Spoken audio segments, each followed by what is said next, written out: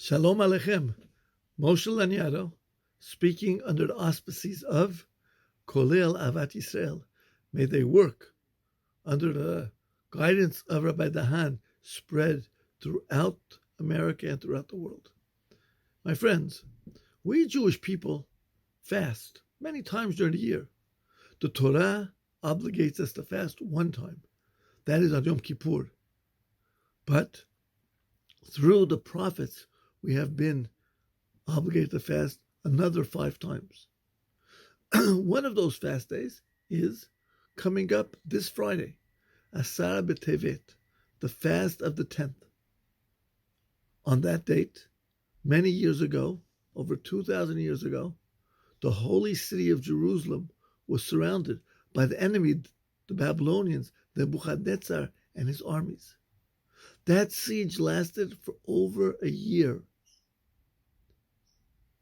On that date, when the siege started, we commemorate it through fasting. That is a fast which is a prophetic fast day from the Nevi'im.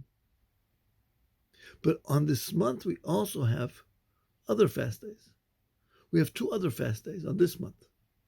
There are many fast days throughout the year which are not mentioned in the prophets, not mentioned in the Talmud, and of course not mentioned in the Torah. Those are fast days which the Hasidim and the Tzaddikim of old started and initiated. For example, Rosh Chodesh Nisan, even though it's Rosh Chodesh, but on that date, something horrendous took place. The 2 sons of Aaron, when they were dedicating the Mishkan for the first time, died. Therefore, it is a time of fast for some people. On Rosh Chodesh Av, Aaron had passed away, and therefore some people will fast. On Zayin Adar, Moshe passed away, and it will be a fast day for some people. These are fast days which are specifically for people who are tzaddikim and chasidim. If you feel yourself a tzaddik and chasid, go right ahead and fast on these fast days. But you should know, on this month we have 3 consecutive fast days. Of course, on Friday, that is a fast day which has been taken upon by all KOLLEL Israel. That is Asar B'Tevet. But before that, we have on the 8th and 9th day of Tevet, this Wednesday and Thursday, also a fast day. On Wednesday, we commemorate an occurrence which may not seem at first glance as so horrible, but our Chachamim said it was horrible. What was that? That was the translation of the Torah into Greek. A king called Ptolemy, Philadelphus, in Hebrew, Ptolemy, had a great library in Alexandria. But one book was still a mystery. That was the Torah. It was written in Hebrew, and the Greek scholars did not understand it. And he wanted a translation. He went to his librarian, Demetrius. He says, let us translate it. And Demetrius warned him, is it not a good thing to translate it? For many people tried, and horrible things happened to them. So it's better to leave it. Ptolemy was upset. He came back to Demetrius with a tremendous proposal. I will not translate it. I will not let the Greeks translate it. Let me force the Jews to translate it. Demetrius said, don't be foolish. They won't translate it properly. He says, I will make them translate it properly. And his plan was to take 70 wise men and put them in 70 rooms which they couldn't communicate with each other, and have them all translate the Torah. And lo and behold, the translations were exact. And there were 10 places where each one of the Chachamim felt that it was necessary to change the translation so the Goyim would not get a negative opinion of the Torah.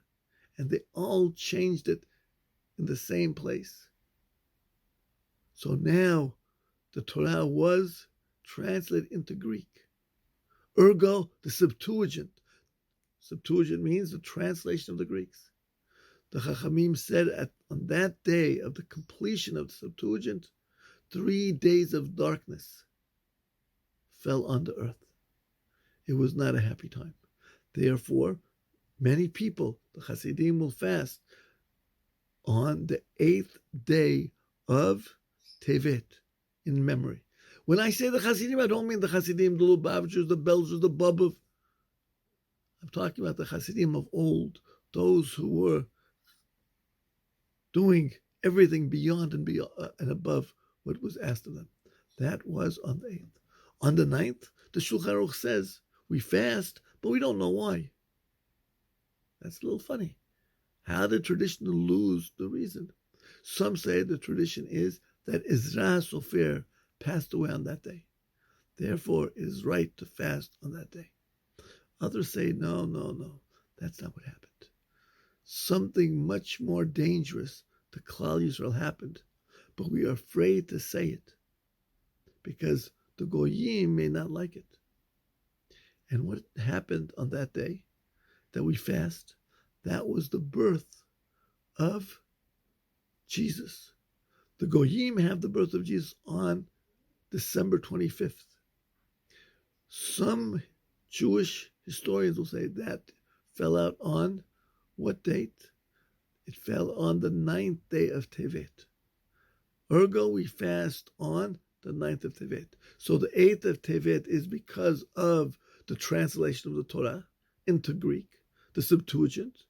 The 9th is either because Ezra Sofer passed away or the birth of Yeshu. And the 10th will be Friday, the one that everybody fasts, will be for the what? For the siege around Jerusalem by the Babylonians. My friends, history is quite interesting. And a lot of our holidays and our days of remembrance are based on history. But history tells us about the past. To live in the past is not what a Jew does. A Jew must live in the past, in the present, and in the future. When we think and we fast on these days, what's in our heart? That we will fix and prepare ourselves for a better tomorrow. Today we will prepare ourselves for the future, and that future will hold joy, a great deal of holiness, and we pray to all walk together with Mashiach Tzidkenu. Everybody should have a very good week.